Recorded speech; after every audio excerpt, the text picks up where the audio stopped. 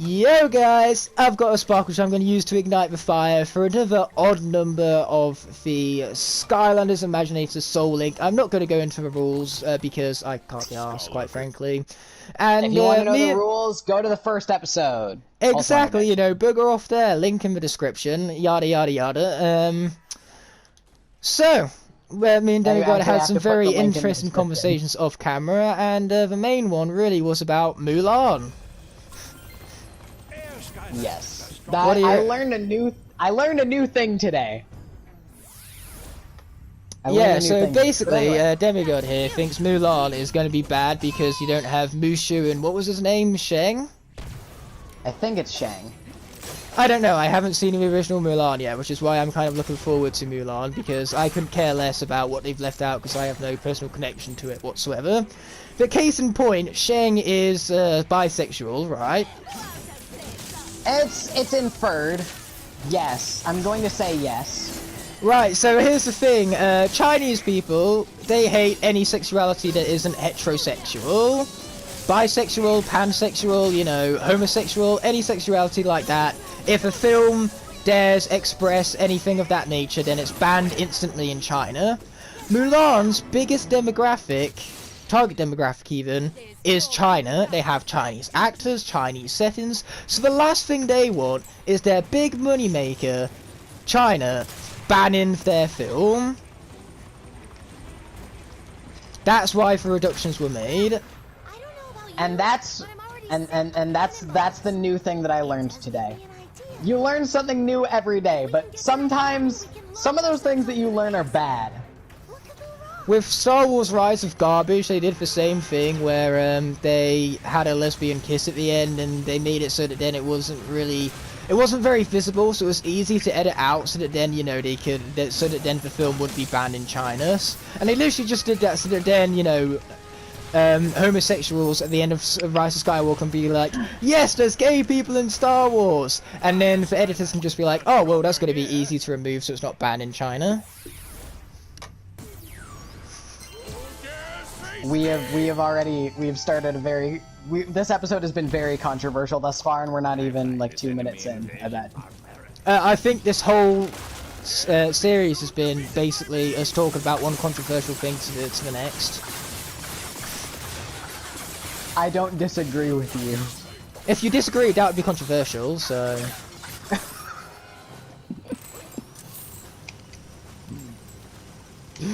But yeah, what do you think of Rise of Garbage? Oh, I mean Rise of Skywalker. Okay. I'm sorry, we were both talking over each other there. I did not hear the question. What did you think of Rise of Garbage? I mean Rise of Skywalker. Okay. I liked it, but I feel like I'm not allowed to like it now because you called it Rise of Garbage. That's the nickname I've gave it because I generally think, I know Attack of the Clones is terrible, but I like it more than Rise of Garbage. I liked Rise of Skywalker. Well, here's the thing, Rise of Skywalker was full to the brim with fan service, which is fair enough. You can't have a conclusion to the entire saga without fan service. That's not what pisses me off about it. What pisses me off is that the characters are inconsistent. The Emperor is in there for no reason whatsoever because he does fuck all in that movie. So we have characters that have no sort of character to them. They don't feel human. I have nothing to relate to with them. The story... Oh god, it's one MacGuffin to another. It's so lazy in its execution. I hate it. So, let's be real, Force Awakens was the best one of the new trilogy, right? Okay, speaking of controversial opinions, I think The Last Jedi is the best of this new trilogy. Okay, I don't hate Last Jedi. I don't hate it. It was good. I liked it. I liked Force Awakens more, though. That's fair. I mean, like, Force Awakens, I never watched in cinemas until I watched the triple bill before Rise of Skywalker. I liked Force Awakens. I liked Last Jedi. I really liked Rise of Skywalker. But, like, I understand that the movies have a lot of problems. Writing issues mainly, because for the main issues with the writing is, of course, the fact that they decided to pass the films on between different directors, that, of course, they wrote the films at different times. So because of that, there's just so much inconsistency. I'm left here thinking, if Disney bought Star Wars for over $4 billion, why not wait it out and write the entire trilogy all at once? Have the same director and release them once every 3 years. I know that's less profitable, but this is fucking Star Wars we're talking about here, you know. So jump on and don't. Disney should have done better. No matter what. It's Star Wars. It's gonna be big no matter what. Yeah, it's gonna be big, but it could have also been better. A lot better. Yeah. There is that.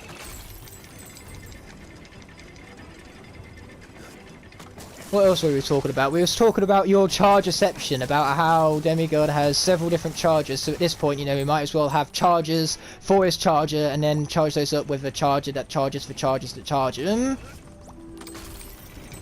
I use a lot of chargers. I go through a lot of charger cords in a year.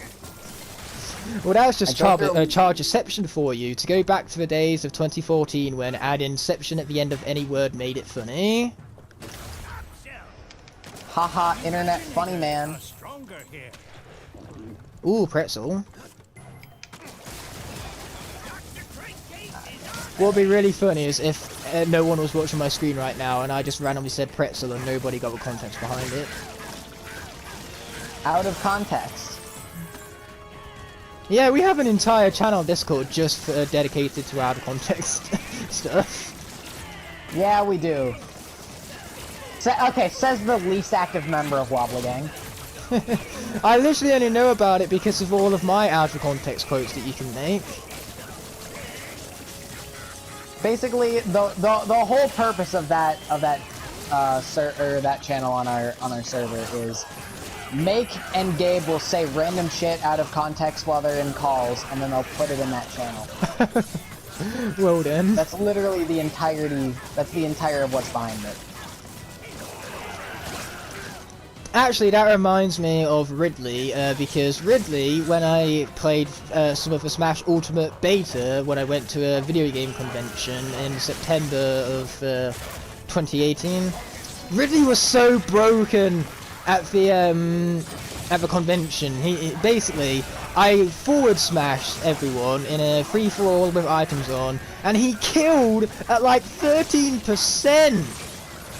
Oh my god. But then the actual game came out, and I realised, oh man, this guy isn't as broken as he was at EGX, which was the convention, so I stopped playing the character. But only just now have I started actually getting back into playing the character again, and it turns out I am really good with him. Mostly really good at trolling with him. Well, Ridley does have a lot of funny troll moves. He's just got side B for some reason that just does things. Yeah. And Ridley likes to camp the ledge. Let's also not forget that he's the most brutal character in accordance to game theory, and because it's game theory, it has to be true. Game theory also thinks Sans is Ness. Yeah, exactly why they're true. I've never heard a more realistic sounding theory in my life.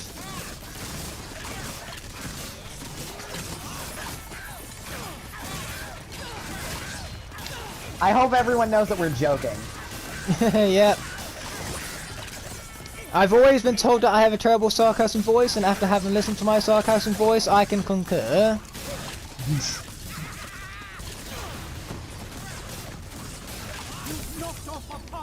Okay, sweet, where are you at? I'm at the Doomlander already. I'm pretty much beating... I've pretty much beaten the Doomlander because Robo, his gimmick might not work in boss fights, but goddamn does that just...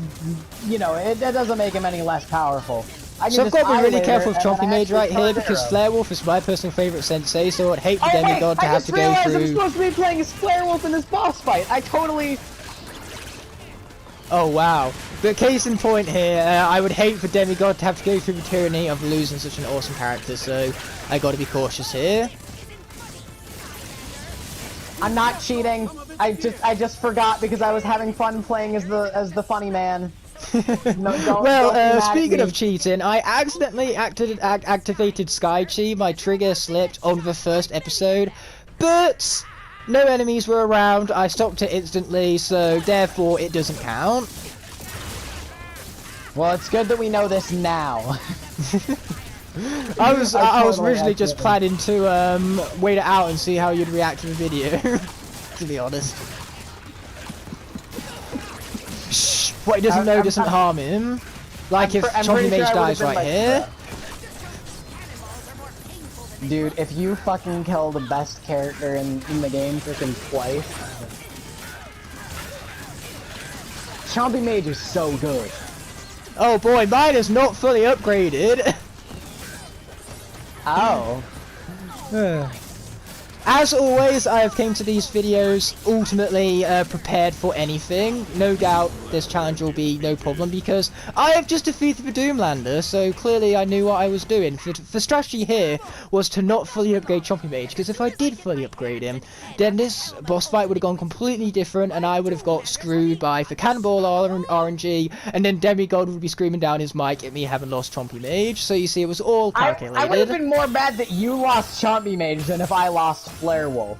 Flare Wolf's a good character, but Chompy Mage is the best one that you have.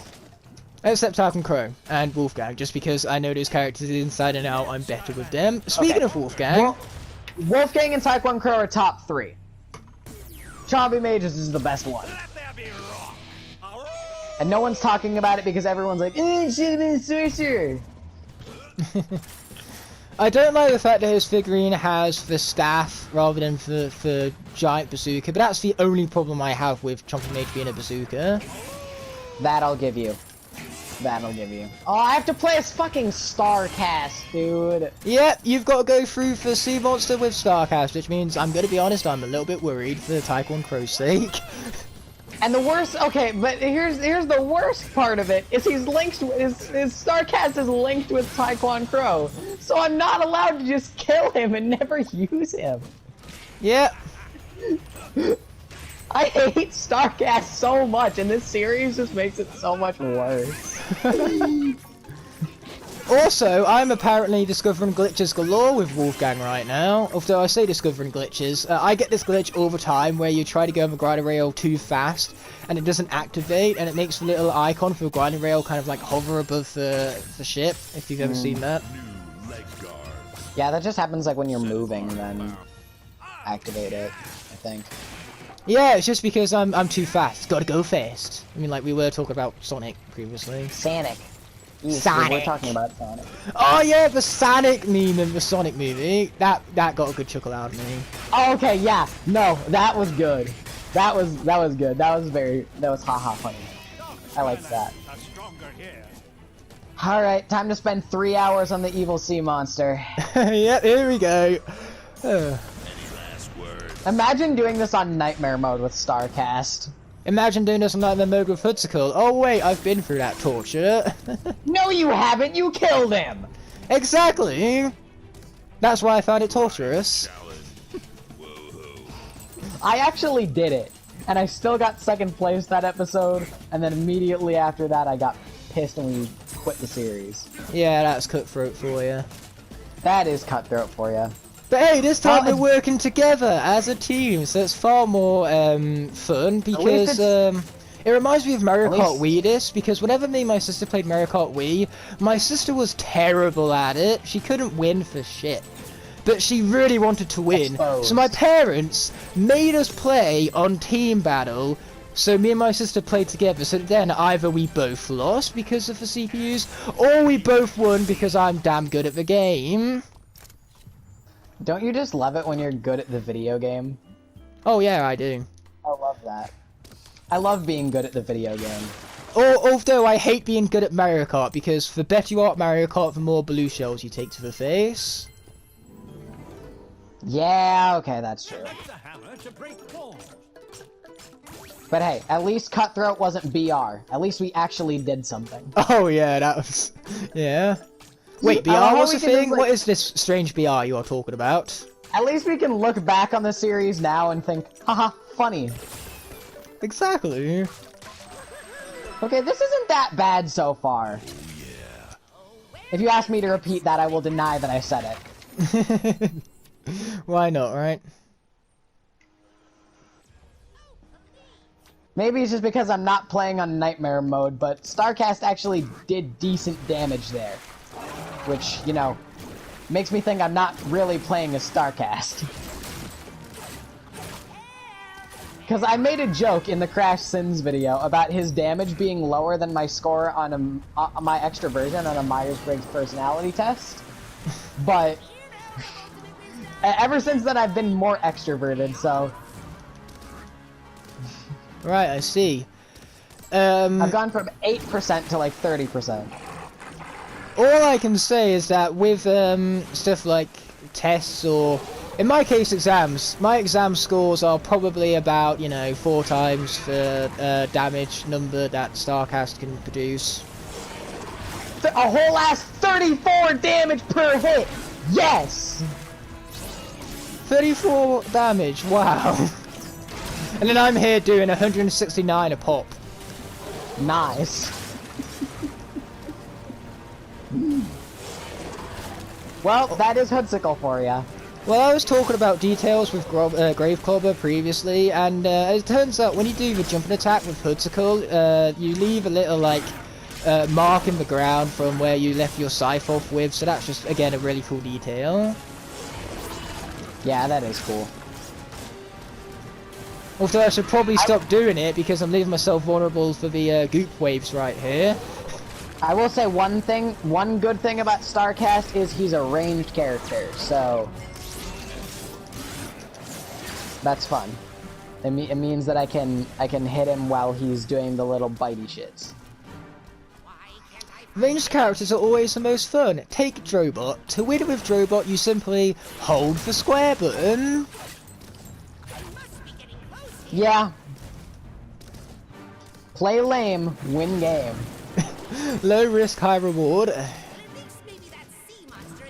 Drobot is the epitome of low risk, high reward. And there's 4 of him. Also, the only problem with Drobot is that there's no legendary form, so whenever you're doing a legendary lock, you have to suffer without Drobot. No, that sucks. That actually, I'm genuinely sad about that now. I'd never cared about it until now. There needs to be a legendary Drobot.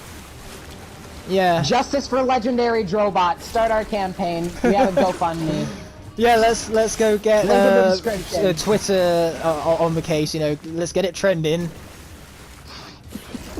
So he was talking about how, you know, we don't believe for Skylanders leak in the slightest in the first episode, but one great thing about this leak is that for the first time in years, the Skylanders community has finally came together.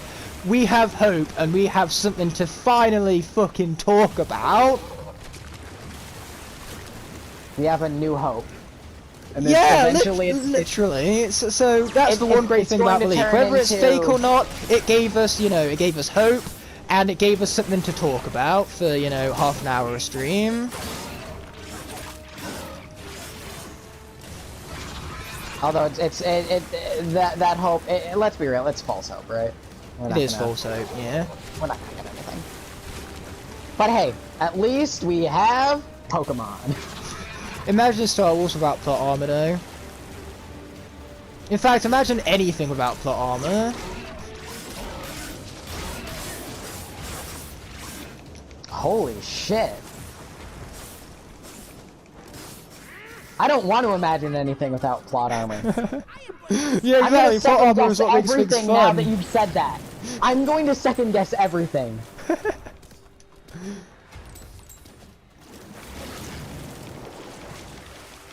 Put it like this, I'm glad plot armor exists, otherwise Hiccup and Toothless from How to Train a Dragon would be fucking dead right now, let's be honest. Alright, I just beat the evil sea monster using StarCast without taking a single point of damage. I still hate this fucking character.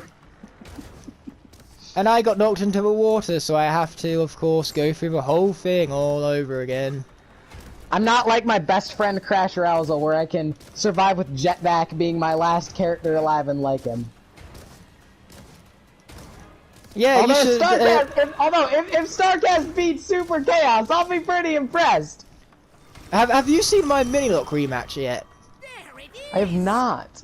God, it has the best ending ever. So, going into Final Chaos on Trap Team on hard mode, I had 2 minis left. Mini Ginny and Barkley. So Mini Ginny gets through to, like, the first phase where he's healing himself up. And then Barkley clutches out the rest of the boss fight, single-handedly.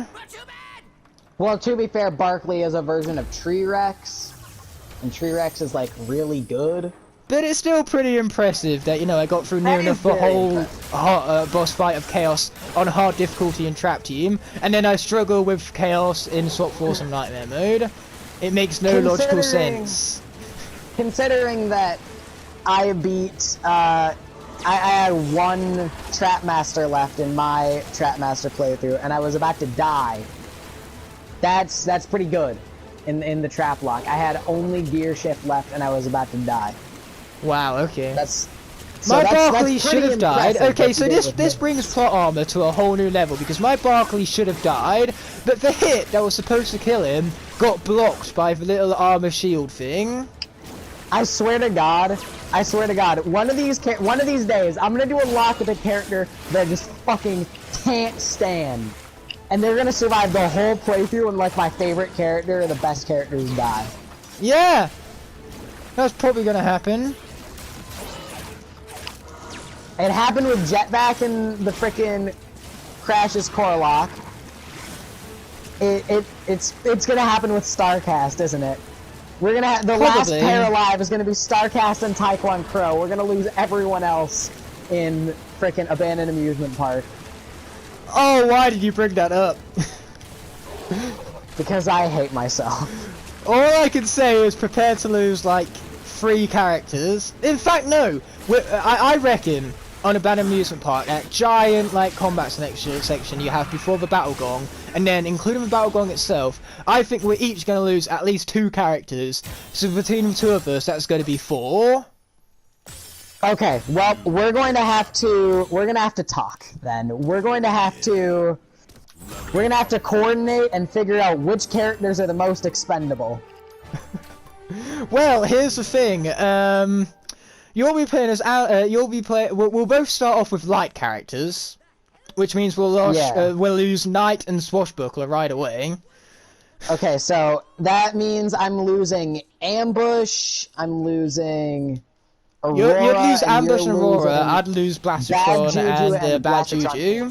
So afterwards, to be fair, 3 of those losses are detrimental. Right, yeah. Because Bad Juju.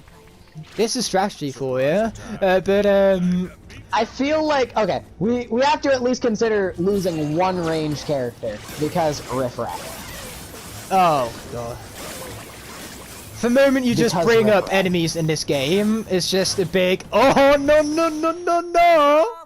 This game is so unbalanced. Okay, I want to talk. I want to talk about something called hitboxes. What are those? Activision got no fucking idea, because the rats, the frickin', you know the hitboxes, every rat enemy, their damage hitbox comes out before the animation finishes. They have the same problem with Swap Force. Those frickin' trolls, the damage hits you before the hammer even hits the ground. It damages you when they are swinging it. Yep. It's so dumb. Oh my god. So, I feel like, in all honesty, I feel like Robo can handle almost all of those enemies. Riff Rats are debatable. I feel like Robo can handle most of that. I reckon Wolfgang should also be pretty decent there, so I think the plan would basically be swap out for those slingers.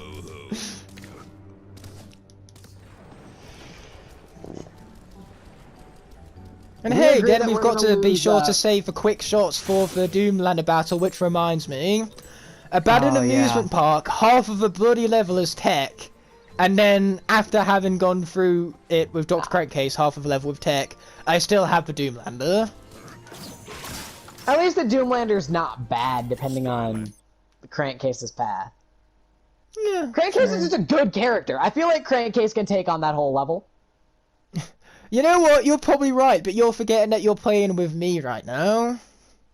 I am playing with the one and only self-proclaimed worst Skylanders player, Ignite the Fire. Well, I'm second worst. Self-proclaimed second worst. We all know who the worst is. Come on. Greetings, fellow Poltermasters. I am Crash Rousel, and it is once again time to crash the Skylanders with another episode of the Skylanders Imaginators Soul Link Nuzlocke here on the channel. Let's talk about trail mix for the next half an hour. Let's talk about nothing that has to do with anything that actually matters, because my name is Crash Rousel, and y'all will love me anyway. Why did this suddenly turn into a roasting session about Crash Rousel? Because I can do a pretty decent Crash Rousel voice, and I love roasting him. You know what? That's fair. Alright, once you are finished with the library mission, then I am right outside Shelmont Shores. Well, prepare to be waiting for a while then. Ooh. I've been lollygagging, you could say. I've been floating like a Cadillac rather than stinging like a Beamer. And I don't care, that's not the quote. It's the quote from Cars, therefore it's the quote that matters. Oof.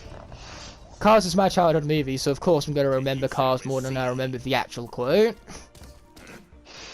Actually, that brings us to an interesting conversation. What's your childhood movie? It was actually, like, the first movie that I went to see was Cars. And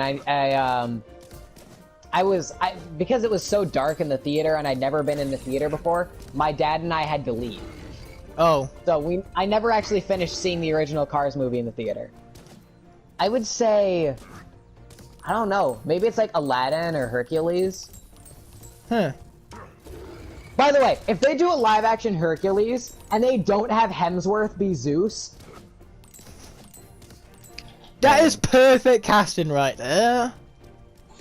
Okay, I know that Men in Black International was a really bad movie. But they even had the hammer reference, and it was like, that was an incredible catch. Because he's the funny Thor man. Oh yeah, of course. And I really liked that reference. That was a good reference for those of us that got it. But that was bad. But it had the funny reference, which I liked. So the main actors in that, you know, Tessa Thompson, Chris Hemsworth, they were like the only saving grace of that movie because those two have amazing chemistry. But apart from those two's acting talents, the rest of the movie, I agree, was hot garbage. I liked it, but that's because it was a movie and it wasn't. Okay, it was bad, but it wasn't like painfully difficult to get through. Yeah. Like, at least... Then again, Hemsworth did just do the Hemsworth thing, which is just be the funny man. So... Yeah.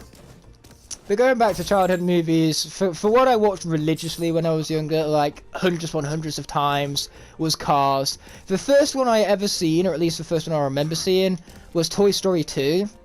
But the first one I ever saw in cinemas was How to Train Your Dragon. You can see why I have a huge connection to that series now. I do see why you do now, yes. Capital. We now have a functioning vortex. So I watched the Cartoon Network DreamWorks Dragons Riders of Berk series before I even saw the first How to Train Your Dragon movie. At this point, I've still only seen the first How to Train Your Dragon. I know you're gonna hate me for that. I've still only seen the first one. I haven't seen the second or third ones yet. Or maybe I have seen the second one and I just don't remember it. But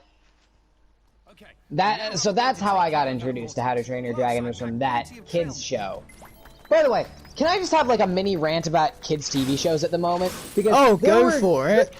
There used to be actual story and development that went into kids shows, and now we have The Amazing World of Gumball. To be honest, we have got some really good cartoons as of recent. I want to say Gravity Falls, despite the fact that that is not recent, but it is a recent one that I have just watched for the first time, and Gravity Falls is amazing. Fair. I've been told Gravity Falls is really good, but just like, the kids shows that I grew up with, are like polar opposites from the kids shows that are on now. I grew up with Bakugan, Ben 10, and Beyblade. And one thing that all of those series had in common was they had a really good, logical, consistent story thread throughout the whole thing.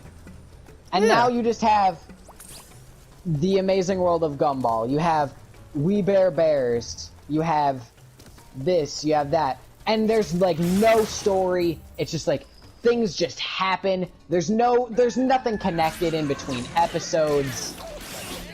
It's a mess. One of my favorite things about We Bare Bears is that I haven't seen the show, but I know that they did a collaboration with Splatoon 2. So there's like a little miniature ad where the bears are in like Splatoon 2 gear, they have their switches and they're all playing Splatoon 2 together. So being a fan of that game, I can't help but chuckle at that. Okay, that, you know what? Fine, that's the haha funny, but it's like what's the matter with kids shows having a good consistent storyline? It's one of the things that'll actually give the new Bakugan show credit for is I haven't seen much of it. I've seen like 6 episodes. Yeah. But when I saw it, when they first brought up the idea of a new Bakugan anime series, I was like, this is gonna suck. And so then I started watching it recently, and it's not bad. Like there's a little misstep in the first episode that I'll say, because one of the Bakugan Pegatrix was in the first episode, and then they were officially introduced 6 episodes later, or however many episodes later. But for the most part, the story is pretty consistent thus far, which is something that I'm really looking forward to seeing if they continue with, because there's like 50 episodes in the first season. So wow, that's a lot. Yeah. At least they're like only half an hour episodes, but still, it's like, I want to see if they continue with that, because most kids shows as of recent don't. Yeah, I mean, like, I grew up with similar type shows, you know, for ones with a consistent storytelling, for ones where stories carried over several episodes, because I had the luxury of growing up with the best Transformers show, Transformers Prime. I also had this Hot Wheels show called Hot Wheels Battle Force 5. I had Ben 10. Dude, Every kid had Ben 10. Battle Force 5 was sick! I know, I loved that! That was so creative! Bro, I want to just nerd out about like old kids TV shows with you one time, but video game series. Yeah, and then I also grew up with Generator Rex as well, but I think that's a perfect place to end it. Generator Rex is amazing! I know! Yes! Generator Rex is so underrated. I know! It's so People, good. go watch It's this so show! Do you remember the crossover he did with Ben 10 in that? Yes, I did. I do. It was pure fan service and it was epic. I loved it. I know, it was so fucking good. But with that being said, this here episode is coming to an end with our geekiness out of the way. I want to thank you all so much for geeking out with us about childhood TV shows. And I will be seeing you in the next one, which will be over on Demigod's channel. But until that moment arises, peace!